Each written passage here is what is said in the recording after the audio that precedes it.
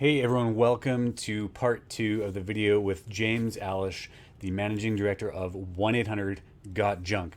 Hopefully you were able to watch part 1 where James talked about the 4 principles of leadership that he has integrated into his leadership over the years, where he talked and gave advice about scaling up your business, and also where he talked about being relentlessly committed to delivering a top-end experience with your clients. In this episode, you get to hear him talk about helping young leaders grow by encouraging them to get in the game and be intentional with their growth. He talked about the one key factor in his own success over the years and the one thing that he encourages other leaders to really dig into. And he also talks about which current and which former Winnipeg Jets player he would want to have lunch with. Stay tuned to hear the answer to that question near the end of the video. But for now, enjoy part 2. So one of the things, James, that I know of you, and I mean, as we mentioned a little bit already, we've known each other for over 20 years already. That's kind of our first contact way back in the college pro days, is the role that leaders play, like yourself, in developing other leaders, right? And you've spent a lot of your career doing that, developing leaders. So when you think of developing the next generation of leaders, like now with the ones that you're working with, whether it's in the franchise world or within O2E or whatever, you're probably influencing others. What are some of the things that are important when you think of leaders developing other leaders? What do we need to do better? What do we need to do? Yeah, what my opinion, Ben, is that it's not innovation. The answer isn't innovation necessarily for what we need to do to continue to develop the next generation of leaders. Mm-hmm. It's more a commitment to what works. And I think we live in a culture where everybody wants things fast. We can get things fast. Everybody's looking for a quicker solution. I believe leadership. It's kind of similar to health and fitness, right? Just in that the solution is drink more water, exercise more, and eat healthy, and it will always work. And leadership, I believe, it's the same thing. Well, first of all, it's encouraging people, kind of the next generation of leaders to get in the game. But a story I recall is a fellow by the name of Paul Heyman, probably 25 or 30 years ago, said that to me. He said, James, how you become a better leader? When I was debating, I think, some roles at that time, I said, how? And he says, you got to get in the game. And I tilted my head. I'm like, okay, walked away and never thought about it. And it's like anything, you have to put yourself in uncomfortable situations where you have some optimal anxiety as a leader, and stretch yourself to become better. And then the foundational pieces are the same. It's surround yourself with people that will mentor you and invest in you. Put others first. Have a culture where, I talked about expectations earlier, have a culture where expectations are clear. Get help in anything and everything that you can get help in. Get to a point where you're not the best in your business at everything, and be a constant learner. I think those are a couple of really critical things that I've seen leaders around me role model. Right. And there's no quick fix, but that said, as you would agree, man, the journey can sure be fun as you're helping others develop to be great leaders. Yeah. And I know, based on what I knew of you back in the college pro days when you were leading me, that you had this gift for that and you loved it. I could see that you loved seeing others grow and others succeed. Yeah. And definitely I look back and I see how I became a better leader because of that. So consider that a thank you from me to you for that experience. My pleasure. No, it's for me, it's oxygen to my soul, right? Because working together to become better at equipping people, ultimately as leaders, your job is to help people get the best out of themselves, to help people perform the best that they can and to stress themselves and be their best. And I don't know of anything more fulfilling and rewarding than spending our time trying to equip people to be better at that. That's meaningful. Yeah. So to wrap us up, James, first of all, I want to say I appreciate our time here together very much. It's really good to hear those thoughts, and I know that those listening will pull so much value from this. Actually, I'm going to ask 2 questions to wrap us up. One, if you've been, in many ways, people who are watching this, they'll look at you and say, hey, you've gotten a lot of success, right? You're going to be a part of growing a company, the O2E brand, 1-800-GOT-JUNK, from up to $1 billion company, right? You're going to be a part of that. In many ways, you've done really well. If you would look back 25 years ago, 30 years ago, it's kind of your beginning stages. What was the real critical thing that allowed you to have this kind of opportunity? If you could narrow it down to like one gem that's like, hey man, if I wouldn't have been like this in my early years, I don't know if I would be where I am now. Does that question make sense? Whew.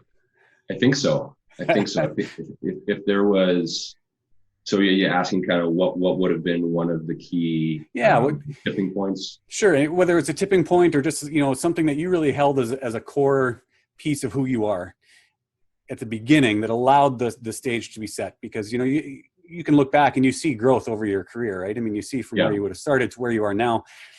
If there's one piece that you wouldn't have had, if there's one experience that you wouldn't have had, maybe, how would it have changed for you? Yeah, I don't know if it's an experience, but it's maybe an orientation or some perspective. And I think something that served me well, that I would encourage others, including my own kids, if they choose to listen to me, would be in any role that one takes or any business that one steps into.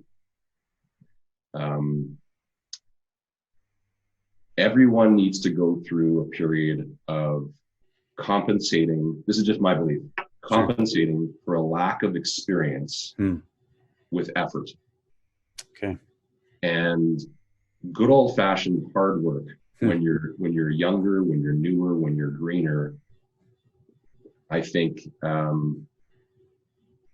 I don't think you can replace that. And I think when people are early on in a venture, whether that's, if you look at the difference between leading a startup business or leading a business that's in more a maturity stage or different growth stages, what you need to do as a leader is very different. But I think if I look back at it, I'm glad there were a number of times where I just worked my butt off. Right. And I'm glad I did. And through that, you make a lot of mistakes, but you keep going and you keep learning. And eventually what happens is, you get some time under your belt. And luckily, if you have people like you that will invest and support and pour into people, you can leverage experience through your journey, but you don't start out with experience. Right? None of us do. So it's just the value of being open, that because I don't know as much as I'm going to know in 20 years. Right. I'm gonna put 120% into this, and that's what we always try and tell. Like I talk to new franchise partners when we award them into our businesses. I've been growing the Wild Day Painting Ground, some amazing people, and I don't care what they've done in the past. We have some amazing people as franchise partners, but they could be extremely skilled in their past life. They could have a great resume. And I say the same thing to everyone. I say, this is a new thing, and you have to be willing to really, really commit. And by commit, I mean just pure effort to get the ball rolling. And those that do, wow, like it's like a rocket ship. So that's probably the single biggest kind of principle orientation. Yeah, good. That's a fantastic answer. I really appreciate it. I'll wrap up with the final question. People who are watching know I usually ask a little bit of a fun one, a little bit of a lighthearted one at the end. So for you, James, as a Winnipeg Jets fan, if you could grab lunch with one current Winnipeg Jet and one of the Winnipeg Jets 1.0 team members, who would you want to grab a lunch with sometime? Oof. Yeah.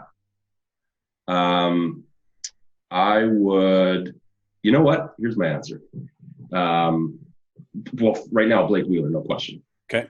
Right? Like in the news not too long ago, he was ripped. And Paul Maurice was great defending him, defending his captain. Got 11 points in 10 games, and people are trying to pick him apart. And Maurice he stepped right in. Anyways, he leads the locker room. He's got a great cast of characters there. So it'll be him for sure, just to talk to him about what he's been learning as a leader. And actually, the other person would be somebody that spent his entire career as a Winnipeg Jet. And I've had the chance to meet him a couple of times. but not for long one-on-one conversations. But I would like to talk to Thomas Steen. Okay. And I'd like to, just like to. I've got a lot of questions I would ask him about his time, because he saw a lot of battles in his heyday, and I think I know he even wore the captaincy for a while. So those would be the two people. Yeah, Thomas Steen, number 25, if I remember correctly. So you betcha. He had those great clubs with like the swirl kind of coming down the side. Yeah, very unique and trendsetter back in his day. Yeah. Good. Well, if those guys are listening, there's the invitation already. If this somehow gets you guys together for a lunch, actually, there you go. There's a Steen jersey right there. Yeah. So hey, if lunch turns out from this situation, let me know if all of a sudden it happens, James. Maybe they'll reach out to you. Absolutely. Speaking of reaching out and connecting with James, where do people who want to find out more about either 1-800-GOT-JUNK or you, where can they go? LinkedIn, website? What's a good way? Yeah, or any of our brands, Shack Shine or Well Painting, as well as 1-800-GOT-JUNK. You can connect and find me through the o2ebrands.com website. Okay. Or any one of the brands' website. If you went to the info out there, the communication would get to me. Or probably one of the easiest ways is just through LinkedIn. Feel free to message me or reach out to me directly. You can see my name, I think, on the screen here. If you're listening and you can't see it, it's James, and my last name is Alisch. I will absolutely get back to anybody that would like to connect. Excellent. And you guys have franchises across North America, Australia, you said, and anyone who's listening from those areas and they're interested in finding out more about any of those brands, definitely reach out to James and he'll help make the connection. And all those links will be in the show notes as well to your website, and we'll put your LinkedIn profile in there as well for people to find easily. So any wrapped up thoughts, James, here before we shut her down? Yeah. No, maybe the only thought is thank you, Ben. Like, I'm very grateful for the chance to talk about something that, you and I are extremely passionate about. And we believe that, as the saying goes, everything rises and falls on leadership. And just an honor to see you and connect with you, and just whoever's listening, encourage you to stay connected with Ben's podcast. And I know I will. So thanks for having me. Well, I appreciate it, James. And for those of you who are listening, definitely, there's more episodes coming out regularly as we keep going. But just encourage everyone who's listening. Leadership is about being intentional about where you want to go, who you want to be, and where you want to go, and how you want to influence others. So grow in intentionality, grow in your leadership, and have yourself a wonderful week. Awesome. Hey, thanks for watching part 2 of that interview with James Alisch. And just a reminder for you, if you're watching this, wherever you might be intentional with growing as a leader.